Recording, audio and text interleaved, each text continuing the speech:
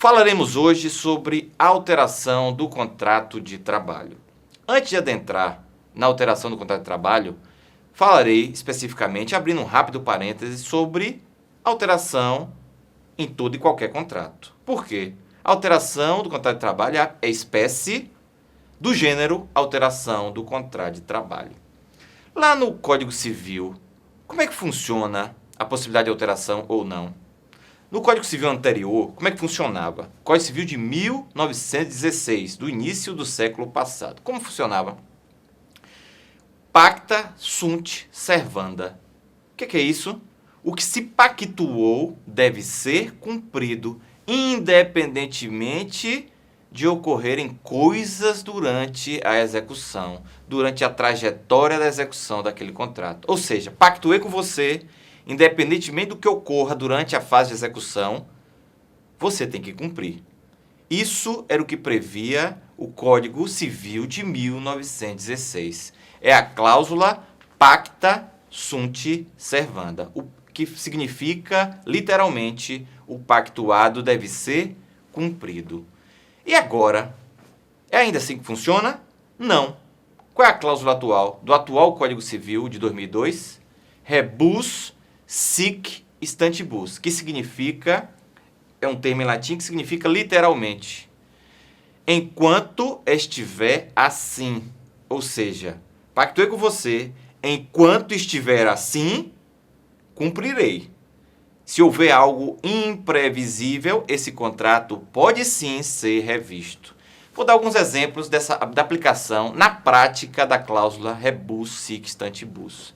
Imaginemos que você queira fazer uma casa nova. Você comprou um terreno, um condomínio bacana aí. Qualquer um desses, não importa. Tipo Alphaville. Você comprou, aí não quer ter trabalho, até porque você trabalha, você é concurseiro, já passou em um concurso bacana, já ganha bem. E aí não quer ter o trabalho de ficar fiscalizando a obra. Você contrata uma empresa para fazer a sua casa, a sua sonhada casa. Você contrata para a obra começar em janeiro e terminar até o dia 20 de dezembro. Por quê? Porque você quer passar seu Natal e o Ano Novo na sua sonhada casa nova. E o que acontece? Imaginemos que durante esse ano, 4 meses durante esses 4 meses, houve uma chuva extraordinária, completamente imprevisível. Choveu de forma jamais acontecida naquele local. E aí? O que significa isso? Caso fortuito, evento causado pela natureza. Esse contrato que você pactuou com essa construtora para fazer sua casa pode ser revisto? Claro que pode. A cláusula é rebus sic stantibus. Você pactuou para que ela fizesse e lhe entregasse a casa naquele ano até o dia 20 de dezembro. Enquanto estiver assim, rebus sic stantibus, tudo certo. No entanto, houve, durante esse ano, 4 meses terríveis de chuvas torrenciais. Algo completamente imprevisível. Razão pela qual essa construtora pode sim solicitar revisão desse contrato, podendo ser prorrogado por mais 4 meses, sem qualquer problema, sem ter que lhe pagar multa. Compreenderam? Em relação à força maior, já falei que caso fortuito é um evento causado pela natureza. E a força maior é um evento causado pela força humana. No mesmo exemplo, imaginem, você quer fazer sua casa até dia 20 de dezembro e durante esse ano, a construção civil, os trabalhadores da construção civil, na sua cidade, fizeram greve durante 3 meses consecutivos. Razão pela qual a construtora não pôde continuar a obra durante esses 3 meses. A obra ficou paralisada. Ela pode pedir a prorrogação sem lhe pagar qualquer multa? Pode. E por que pode? Rebus sic stantibus. Enquanto estiver assim. Você pactuou. Quando você pactuou, não tinha greve. Em havendo a greve no caminho, não está mais assim a situação previamente pactuada, ensejando, portanto, a possibilidade de prorrogação sem qualquer ônus para a empresa contratada, no caso, essa construtora que vai fazer a sua casinha tão sonhada, tão amada. Já viram caso fortuito e força maior. Mas temos isso no contrato civil, que é o gênero. Temos outra espécie também, contrato administrativo. Pode haver alteração? Claro que pode, desde que haja algo imprevisível. Fato da administração. O fato da administração pode ensejar alteração contratual, mesmo com as cláusulas exorbitantes que regem todo e qualquer contrato administrativo. Mesmo assim, o contrato administrativo pode ser alterado. Querem ver um exemplo? A administração pública, qualquer prédio público, resolve aumentar o seu estacionamento. Mas naquele estacionamento funcionava o depósito dessa administração pública. Ela, em vez de entregar a área para que a empresa contratada já possa dar andamento na obra, ela simplesmente continua com o seu depósito porque ela não tem local para remover o seu depósito.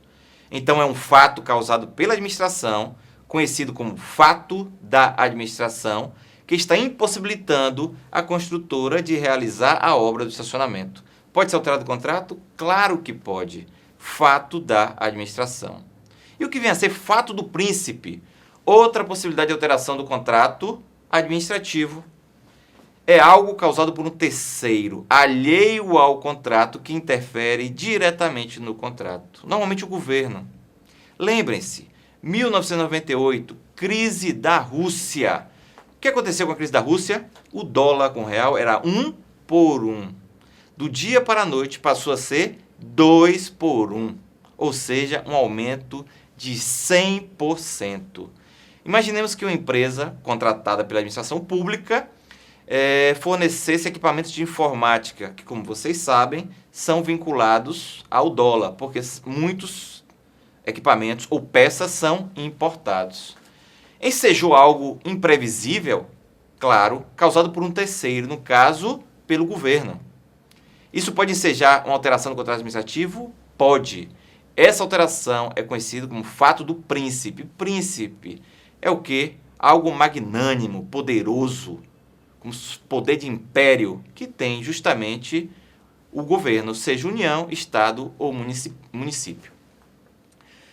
E como funciona no nosso caso específico, no nosso famoso contrato de trabalho? É a mesma coisa? Em havendo algo imprevisível, o empregador pode alterar o contrato, prejudicando o empregado? Nesse exemplo que eu dei, o aumento do dólar por causa da crise da Rússia, causando prejuízo a essa empresa, que é uma empresa de informática. Os empregados dessa empresa de informática, tendo essa empresa esse prejuízo exorbitante, causado por um fato completamente alheio ao contrato de trabalho, essa empresa pode, por exemplo, reduzir o salário do empregado? Pode. Ou demiti-lo sem pagar as verbas rescisórias por causa dessa crise? Claro que não. E é isso que vamos estudar. O contrato de trabalho tem regras específicas e são protetivas ao empregado. Vamos ver o que leciona o artigo 468 da CLT. O que fala? No contrato individual de trabalho, somente será lícita a alteração por mútuo consentimento. Veja desde logo, tanto o empregador quanto o empregado têm que consentir com qualquer alteração no contrato de trabalho. E além disso, desde que não resulte direta ou indiretamente prejuízos ao empregado, sob pena de quê? De nulidade da cláusula infringente do contrato de trabalho. Vejamos. Vamos ver ponto por ponto. O que fala o artigo 468? No contrato individual de trabalho, somente é lícita a alteração por mútuo consentimento. Coloque já, desde logo, em sua cabeça.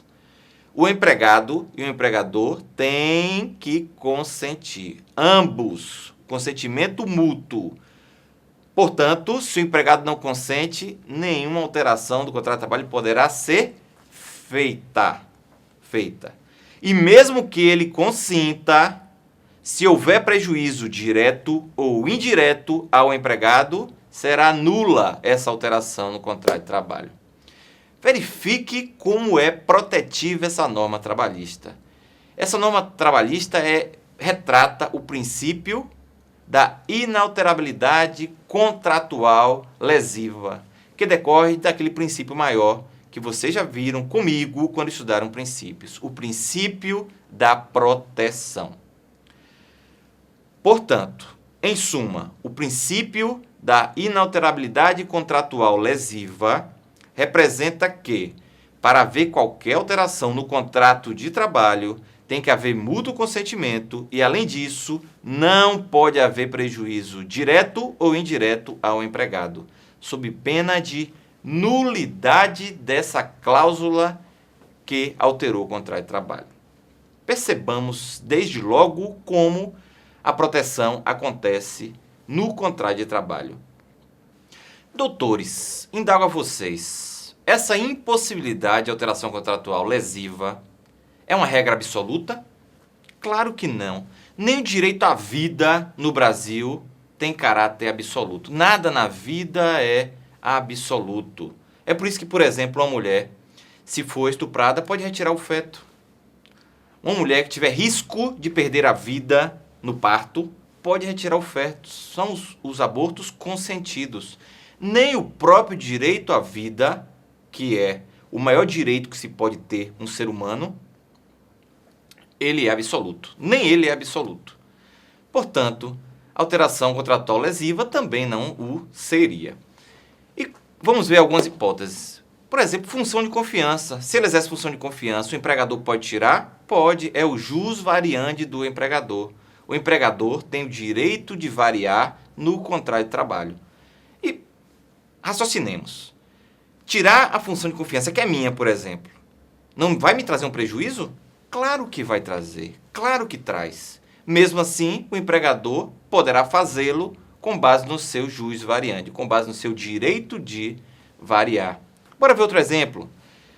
Alteração do contrato de trabalho no mesmo turno. Mudança de horário, por exemplo, desde que seja o mesmo turno, não há óbice pelo ordenamento jurídico. E mais, e a alteração do contrato de trabalho do turno noturno para o diurno? Seria possível? Seria sim, entendimento sumulado pelo TST.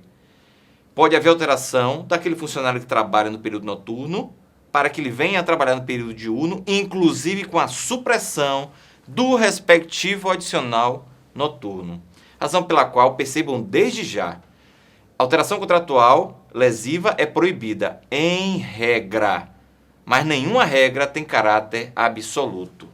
Toda regra tem caráter relativo. Quando cai em sua prova uma questão dizendo sempre, todas as vezes, jamais, saia dessa, fuja disso, porque nunca será isso. Jamais diga nunca. Porque, gente, nada é absoluto. Nada é absoluto. E nós vamos ver isso através de várias perguntas sobre esse tema que eu começarei a falar com vocês a partir de agora, respondendo cada uma. Porque fica mais fácil. Quando eu pergunto, você na hora fica com a sua atenção concentrada na resposta e vai aprender e memorizar com muito mais facilidade. Primeira pergunta. O empregador pode obrigar o empregado a utilizar o uniforme? Sim. Plenamente lícita essa exigência. Faz parte do jus variandi do empregador. Segunda pergunta. Um determinado funcionário, imaginemos um caso concreto. Ele trabalha numa loja de departamentos esportivos, Centauros. Tem todos os shoppings do Brasil, então fica fácil você lembrar. Quando você passar hoje num shopping e olhar a loja Centauros, você vai se lembrar desse exemplo que eu dei aqui. Isso você vai se lembrar durante muito tempo, principalmente sua prova, que é o que nos interessa. Um determinado funcionário trabalha lá só vendendo raquete. É um vendedor de raquete de tênis. Mas é um bom vendedor. Está vendendo bem, a empresa está gostando e o promove a gerente da loja da Centauros naquele determinado shopping. Shopping Morumbi, por exemplo, em São Paulo. E aí, ele passa 1, 2, 3, 4 anos como gerente da loja da Centauros, ganhando muito mais, ganhando 50% a mais do que ganhava como um vendedor de raquete de tênis. Depois de 4 anos, a empresa, o empregador, pode chegar, vem cá, sabe de uma, você vai voltar a ser vendedor de raquete de tênis, porque eu arranjei outra pessoa para ser gerente. É possível isso? Claro que é possível. É possível sim, mesmo sendo, por óbvio, uma alteração contratual lesiva. Esse empregado que estava como gerente vai ter reduzido seu salário em 50%. Mas ainda assim, faz parte isso do jus variandi do empregador. Essa alteração é sim possível. O empregador pode pegar esse empregado, tirar de gerente e voltar a ser vendedor de raquete de tênis. Vamos a outra pergunta.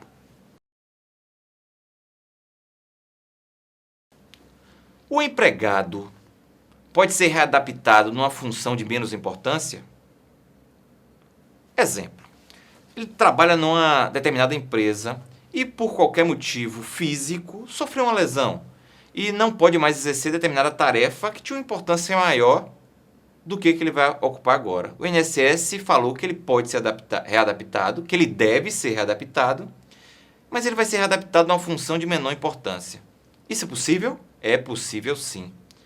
Tanto a jurisprudência como a doutrina brasileiras, as duas dizem enfaticamente que é possível essa readaptação em uma função de menor importância desde que a remuneração seja igual, equivalente. Ele não pode ter decréscimo no seu salário, na sua remuneração.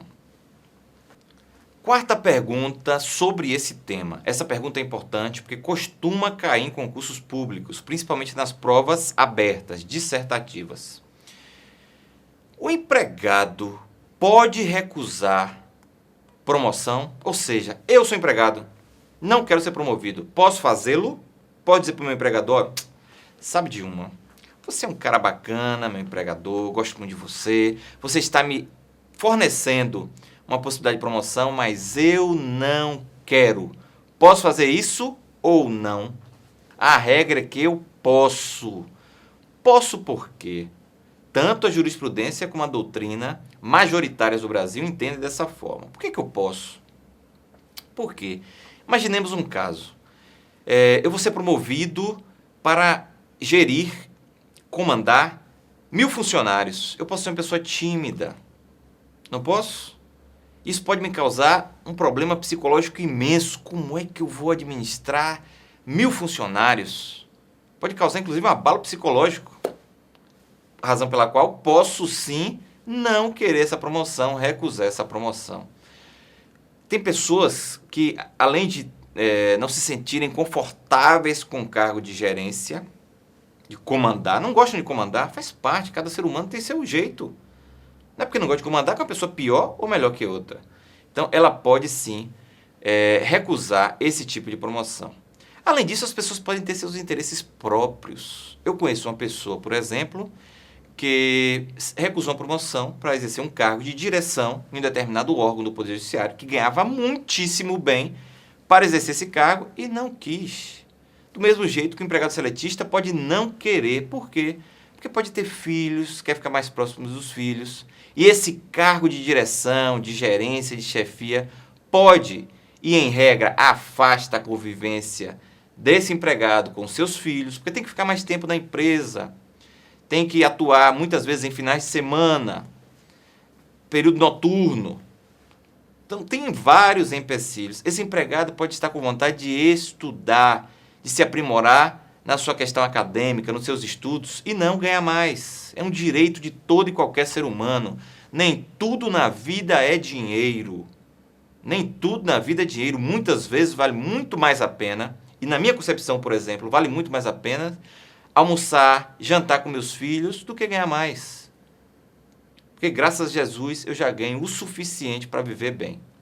Respeitando todas as opiniões não coadunantes com a minha. Mas eu penso assim, para mim hoje eu prefiro privilegiar o contato com a minha família do que simplesmente ganhar um pouco a mais ou até muito a mais. Já estou muito bem com o que eu ganho. Já sou riquíssimo porque ganho muito mais do que eu preciso para ser feliz. Espero que você também seja assim, ou se não for hoje, por enquanto, será amanhã, quando você passar no seu concurso bacana, ganhando direitinho e com estabilidade. Mas é sempre que o empregado pode recusar a promoção? Não, não é. O que a jurisprudência fala sobre isso? e entendimento consolidado, que em havendo quadro de carreira, o empregado não pode recusar a promoção, porque quando ele adentrou na empresa, ele já tinha um conhecimento prévio desse quadro de carreira. Ou seja, que ele iria começar aqui, iria galgar degraus até chegar a um cargo superior. Portanto, em havendo quadro de carreira, impossibilitada estará a recusa do empregado à sua promoção. Mais uma pergunta. Notem como perguntas e respostas vão fazer com que você apreenda muito mais o que eu estou lhe falando. Melhor dizendo. O motorista de ônibus, ele pode ser colocado aqueles micro-ônibus, por exemplo. É muito comum isso acontecer. Para fazer tanto a função de motorista, guiar o ônibus, quanto de cobrador. Além de dirigir, ele cobra dos passageiros, dá troco, recebe dinheiro, guarda o dinheiro? Pode? Pode. Tanto a jurisprudência como a doutrina nacionais, as duas se inclinaram no sentido que é possível sim que o motorista de ônibus também faça, às vezes, do cobrador de ônibus. É possível sim. Exemplo de doutrina, Vólia Bonfim, Alice Monteiro de Barros coadunam com essa posição, além da jurisprudência pátria. Doutores, abordaremos agora o tema transferência de empregado, que faz parte da alteração do contrato de trabalho. Quem prevê isso? Artigo 469 da CLT, que nós estudaremos na íntegra, tanto o caput como seus parágrafos, porque é temas extremamente cobrados nas provas de concurso. É como água caindo da cachoeira, de tão cobrado que é esse tema em concursos públicos e em OAB para quem fizer direito do trabalho. Vejamos o que diz o caput do artigo 469 da norma seletista. Ao empregador é vedado transferir o empregado sem a sua anuência para a localidade diversa da que resultado do contrato, não se considerando transferência a que não acarretar necessariamente a mudança do seu domicílio. Percebamos o que fala o caput do artigo 469. Primeiro, inicialmente, o empregador não pode transferir o empregado sem a sua anuência, sem o seu consentimento, sem o seu de acordo. O empregado tem sim que concordar. No entanto, esse caput do artigo 469 faz uma ressalva. Qual é a ressalva? Não se considera transferência a que não resultar necessariamente da mudança de município. Ou seja, se o empregado não for necessariamente obrigado a mudar de domicílio, isso não será considerado transferência. E em não sendo considerado transferência, não haverá necessidade da anuência do de acordo do empregado. E o que diz o parágrafo 1º do artigo 469? Diz literalmente o seguinte: não estão compreendidas na proibição deste artigo os empregados que exerçam cargos de confiança e aqueles cujos contratos tenham como condição implícita ou explícita a transferência, quando esta decorra de real necessidade de serviço. Analisemos agora o que falou o parágrafo 1º do artigo 469 da CLT. Primeiro, não estão compreendidos nessa proibição. Que proibição? A transferência sem a concordância, sem a anuência, sem o de acordo do empregado. Os empregados que tenham função de confiança, ou seja, tenham determinada função e recebam um plus salarial por isso. E além deles, os que tenham na sua função como condição explícita ou implícita a transferência. O que é uma condição explícita? É quando constar no contrato. Você, funcionário, vai ter que se transferir de tantos em tantos meses, daqui a 1 ano, daqui a 2 anos. Ou seja, é uma condição explícita no contrato. E o que é uma condição implícita? É aquela que não está no contrato, mas, no entanto, pode se depreender da situação. Viajante vendedor é um excelente exemplo. Ele foi contratado para vender em vários municípios diversos. Ele é um viajante e vendedor. É uma condição implícita que viabiliza a transferência mesmo sem a anuência do empregado. No entanto, o final do parágrafo 1º alerta: apenas se houver necessidade do serviço. O TST já se debruçou sobre isso, melhor dizendo? Já. Súmula 43 do TST. Presume-se abusiva a transferência prevista nesse parágrafo 1º que eu acabei de comentar, se a real necessidade do serviço não for demonstrada. O empregador tem que efetivamente demonstrar a real necessidade do serviço, sob pena dessa transferência ser considerada abusiva e, portanto, ilícita de pleno direito. Vejamos agora o que prescreve o parágrafo 2º do artigo 469. É lícita a transferência quando ocorrer extinção do estabelecimento que trabalhar o empregado. Ou seja, em havendo a extinção do estabelecimento, a transferência é plenamente lícita. Se você trabalha em uma filial em Uberaba, extingue-se essa filial em Uberaba por qualquer motivo. Motivo econômico, por exemplo, a demanda está pouquíssima, a sociedade Uberaba está com pouca grana, não está podendo comprar naquela empresa, extinguiu, porém tem uma filial dessa empresa em Uberlândia.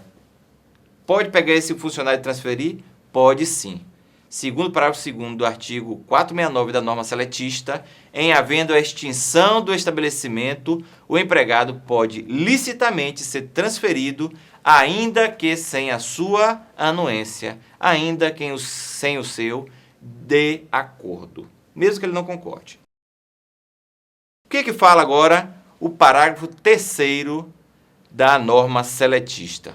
Em caso de necessidade de serviço, o empregador poderá transferir o empregado para a localidade diversa da que resultar do contrato, não obstante as restrições do artigo anterior, mas, nesse caso, ficará obrigado a um pagamento suplementar, nunca inferior a 25% dos salários que o empregado percebia naquela localidade, enquanto durar essa situação.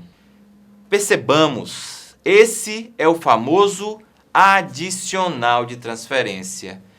Desde que a transferência seja provisória, o empregado tem direito a receber, no mínimo, 25% a mais do que recebia na localidade em que laborava ordinariamente.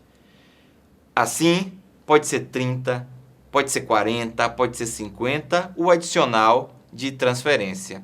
A única exigência para que o empregador seja compelido a pagar o adicional de transferência é que esta seja provisória. A transferência deve ser provisória. É a única exigência legal.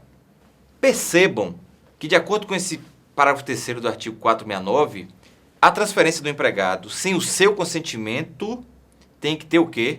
Necessidade do serviço.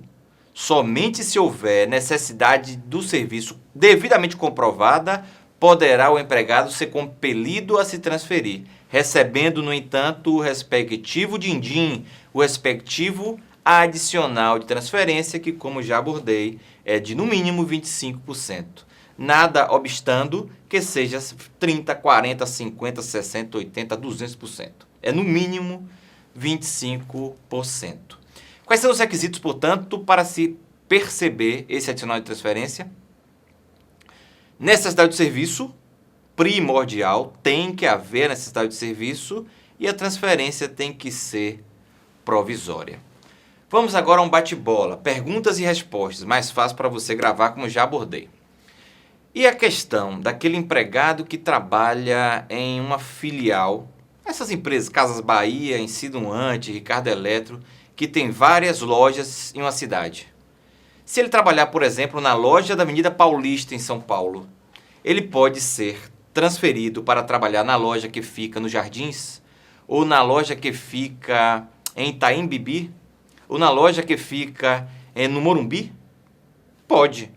Isso não é transferência que vai ensejar o pagamento adicional. Por quê? Porque não há mudança necessária do município. Nesse caso que eu dei, nesse exemplo, do município de São Paulo. Esse empregado continuará residindo naquele município. Indago a vocês, se para chegar à loja da Insinuante, por exemplo, que fica na Avenida Paulista, ele ia andando, ou pegava um ônibus só, vamos pegar um ônibus só. Quando ele foi transferido para o Morumbi, ele passou a ter que pegar 2 ônibus. A empresa tem que suplementar, tem que pagar mais para cobrir essas despesas em relação ao transporte? Tem. Súmula 29 do TST. Segundo a súmula 29 do TST, se houver acréscimo nas despesas de transportes do empregado, com essa alteração de local de trabalho, a empresa empregadora deverá pagar essa diferença, suplementar a verba em relação ao transporte. Vamos a mais perguntas. Primeira pergunta referente à transferência do empregado. Imaginemos um caso concreto. Um rapaz chamado Roberto trabalha numa loja da Casas Bahia. A Casas Bahia tem 10 filiais no Rio de Janeiro. Uma no Leblon, outra em Ipanema, outra em Copacabana, outra na Penha, em diversos locais do Rio de Janeiro. Na que Roberto trabalha, por exemplo, a do Leblon, resolve fechar. Fechou esse estabelecimento, essa filial, porque no Leblon as pessoas não costumam comprar coisas mais baratas. Vocês sabem, um metro quadrado no Leblon é um dos metros quadrados mais caros do Brasil em relação aos imóveis. Compram móveis caríssimos, as pessoas que ali moram. E aí, se fechou o estabelecimento, justamente o que o Roberto trabalha, ele poderá ser transferido ou não? Se não quiser, poderá sim. Mesmo que existam outras filiais na mesma cidade, a empresa não é obrigada, melhor dizendo, a transferi-lo para outra filial naquele município. Ela está autorizada a transferi-lo para outro município, porque será considerada essa extinção da filial como extinção do próprio estabelecimento. Portanto, Roberto pode sim ser compelido a se transferir, mesmo sem o seu consentimento, nessa hipótese do caso concreto. Segunda pergunta. Já disse para vocês que alguns empregados têm como condição implícita a transferência. Exemplo, vendedor viajante, que foi o que eu falei. Só existe esse exemplo? Não. Quais são os outros exemplos? Aeromoça, piloto de avião, motorista rodoviário.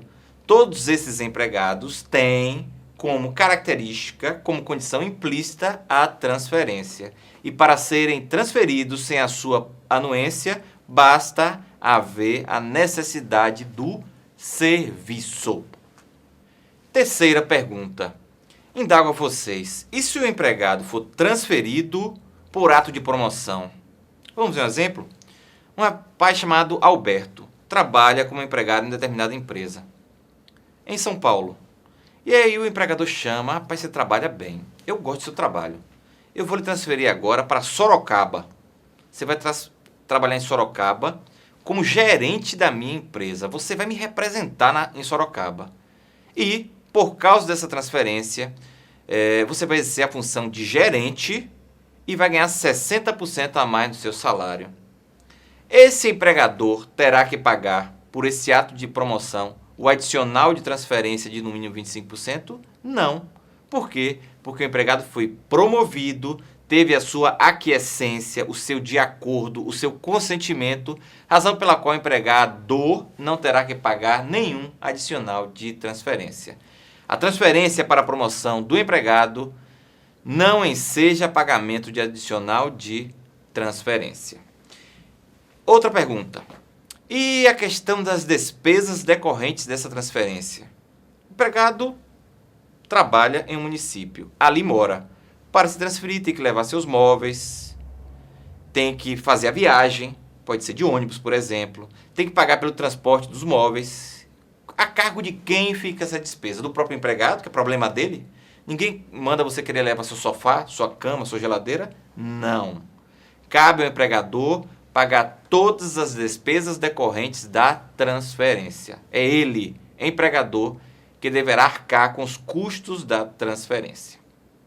Indago a vocês, essa transferência, esse adicional de transferência se incorpora ao salário?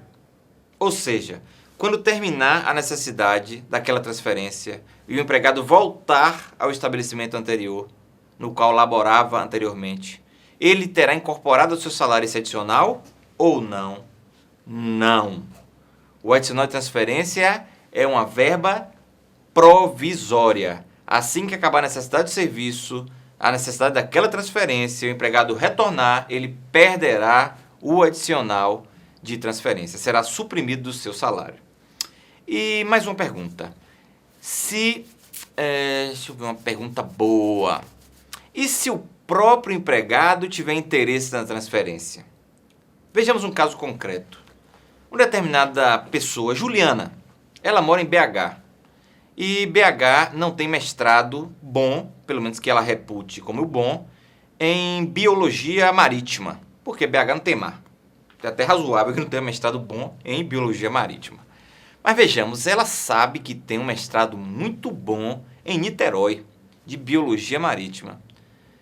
E ela também sabe que tem uma filial da empresa em que ela labora em Niterói. Ela chega para o empregador e fala: será que dá para eu trabalhar lá em Niterói? Você poderia me transferir? Porque eu desejo fazer mestrado em biologia marítima em Niterói. Aí o empregador: tá bom, vou lhe transferir. Você quer estudar, isso faz bem para a empresa. Ele terá que pagar o adicional de transferência? Não. Por que não? Porque foi no interesse da empregada Juliana. Portanto, há um interesse extracontratual do empregado, que não enseja o pagamento do adicional de transferência. Vejamos agora a derradeira questão, a derradeira pergunta sobre transferência de empregado. Imaginemos um caso concreto, deixe-me ver. Todo empregado é transferível em havendo necessidade de serviço? Ou seja, houve a necessidade de serviço, todo e qualquer empregado pode ser transferido? A resposta é não. Qual é o empregado que não pode jamais ser transferido? O empregado dirigente sindical. Artigo 543 da CLT. O empregado que exerceu o cargo de administração sindical não pode ser transferido. E se for transferido e aceitar essa transferência, ele perderá o cargo de dirigente sindical. Razão pela qual ele pode sim dizer não. Ele pode se recusar a transferência, ainda que haja a necessidade de serviço, coisa que os demais empregados não podem fazer.